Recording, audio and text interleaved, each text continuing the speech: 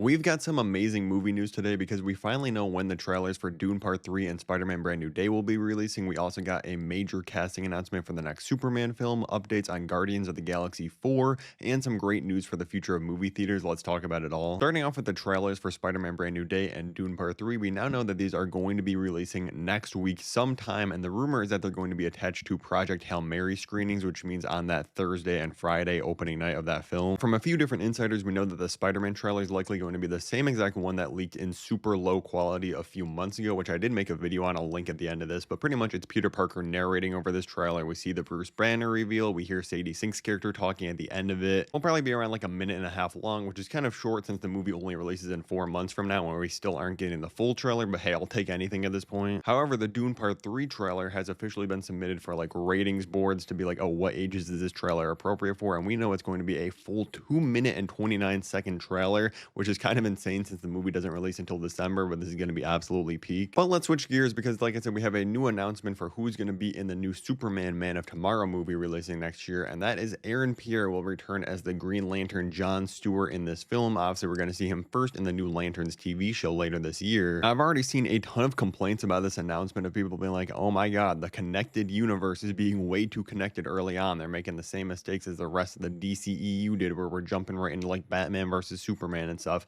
I do think this is different since obviously we're going to see him in Lanterns first, and we've already seen Superman in his first movie. Now they're both going to be in this one. But I do hope James Gunn is staying true to his words, because when he started this DCU, he said that he didn't want it to feel like every project was homework. Everything was going to kind of stand on its own, and yes, there's going to be crossovers here and there, but it's not like you have to watch Lanterns to understand Superman Man of Tomorrow, for example. So I hope he's sticking to that and not just immediately being like, oh, if you didn't watch Lanterns, you're going to be very confused. I'm not really worried about this movie feeling too crowded because we do know that Hawkgirl's returning, obviously Jon Stewart here, Lex and Superman and the villain Brainiac so far. That's really all we have announced, and honestly, that's not that many characters. James Gunn works best with these kind of ensemble casts. Like even the first Superman movie, you have the Justice Gang in there, and it still feels very balanced and mostly focused on Superman. I think this is going to be the same, just focusing on Superman and Lex. So let me know your thoughts on this in the comments below. Do you think he's going to be like a major supporting character in this film, or is he going to have like maybe one scene where he talks to Superman and it's just like a little cameo and nothing else? Before we get to some more of the crazier news, I do want to quickly highlight that they have announced we're going to be getting an MCU reunion during the Oscars ceremony, and these are the MCU stars that we know are going to be presenting an award there.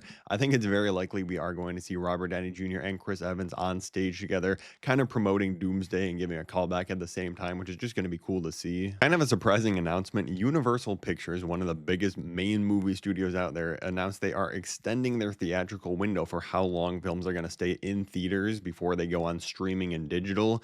Now they're going to be in theaters for a minimum of 7 weekends starting in 2027. As of right now, they're in theaters for 5 weekends from Universal. Now this year, they have films releasing from Christopher Nolan and Steven Spielberg, two of the biggest advocates for movie theaters. I'm sure they have had a lot of impact on this decision, but I am just happy to see it. As everything keeps going more and more towards streaming, it's nice to see one studio be like, hey, we're going to go back and actually put movies in theaters for a longer amount of time. Now, we did get an update on a fourth Guardians of the Galaxy movie, but sadly it is not a good update because Sean Gunn, who is the brother of James Gunn, was asked about the possibility of Guardians 4, and he said if there was a script that we really liked and that works, it would depend on who wrote that script and who was putting it together. And he kind of just said like, yeah, it's possible, but that was it. Because this is pretty much saying like, oh yeah, there's been no talks whatsoever. Nobody's even submitted or wrote a script for a possible Guardians 4. It's just kind of dead in the water right now, which honestly I'm not mad about. I feel like doing this again with a different group of Guardians and not James Gunn at the helm is just not going to feel the same anyways. I'm kind of fine with just seeing Star-Lord show up in an Avengers movie and maybe some of the other members show up in other projects, but I don't think we ever need another Guardians film without the main crew. Like I said, I made a video covering the leaked Spider-Man Brand New Day trailer that we'll be releasing officially in this next week, but if you want to hear all the details, click the video above my head right now. You got to skip to like 2 minutes into that video, but then I give you a full breakdown of everything that happened.